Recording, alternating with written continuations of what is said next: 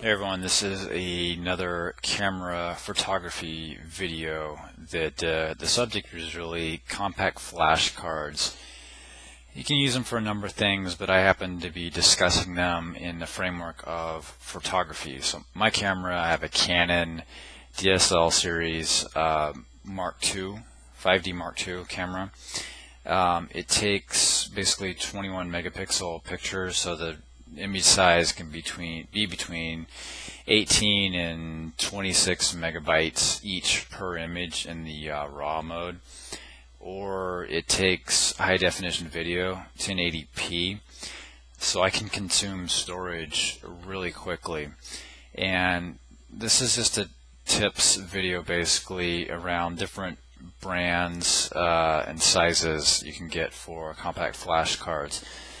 It's pretty basic stuff. I mean, one of the more popular brands is SanDisk, and then Lexar here.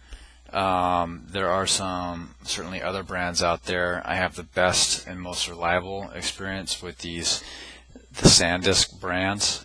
There's a series of different speed ratings. You know, I have the smaller ones are typically they're older brands, but you have a version 2. You have a version 4, there's a version 3 out there. I don't have those, but 4 and 2 is what I have. I have all the way up to an 8 gig Extreme 4, and then all the way down to 512 megabyte one of my older ones.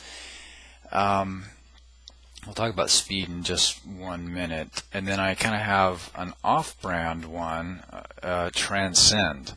I got this at a local electronics store, and it's 8 gigabytes, and I would say for the same size of a SanDisk, this one was probably half the price, if not even that. It was very cheap, kind of surprisingly cheap, where you think it's going to break at any time. But I've had awesome luck with this one. It works extremely well, very reliable, no failures, no any hint of problems.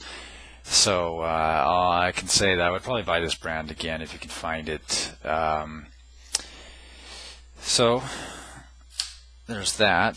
This Lexar brand, I have a 2 gig one here, professional series, and I have to say that I would never buy this brand again, which is surprising because they do market themselves to photographers, and they're kind of an upmarket brand. They want you to believe that they have high quality product, but this one actually has failed on me. It doesn't work at all. I had some pretty bad luck with this one. I don't know if it was just a fluke or what, but I'm not going to buy this brand again. So this is a dead card. I guess it's a warning there. Never had any other card fail other than this one, including some old Sony memory sticks as well. So let's talk about speed. I think speed is basically a marketing mechanism that vendors use. There's some merit to it. I don't shoot sports photography where I'm basically machine gunning a lot of images really quickly. I'm filling up the buffer. I don't do that.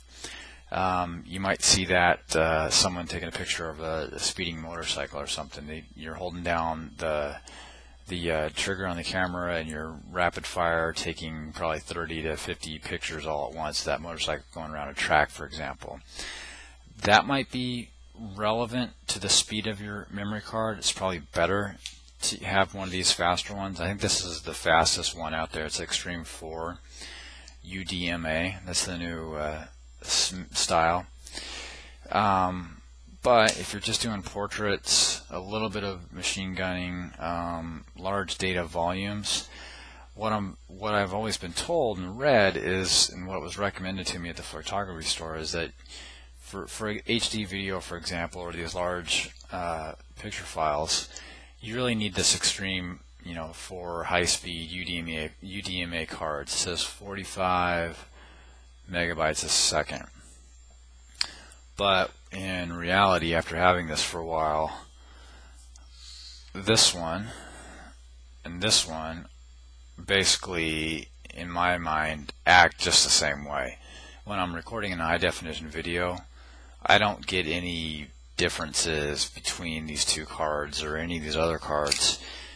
So I guess if you're short on money, as we all are, I wouldn't necessarily go out of your way to buy one of these extreme cards. It might be good to have one, right, and test it out, but you know, if you really need to save some money, I don't think it's actually worth getting these extra cards. My video quality is just the same with any of these cards in the pile here. So yeah, I do have a whole mess of memory here, but like I said, my camera eats it really fast. High definition videos are basically in the full size. For every 6 minutes, it's 1 gigabyte of memory. So, you know, you can tell that that's going to fill up pretty fast. It's kind of surprising, but again, little tip: speed doesn't always matter, and I wouldn't go out of your way necessarily to spend your money on these Extreme 4 cards or Udemy cards if you have a high-end camera. Nice to have, but not a necessity. So hopefully that is helpful.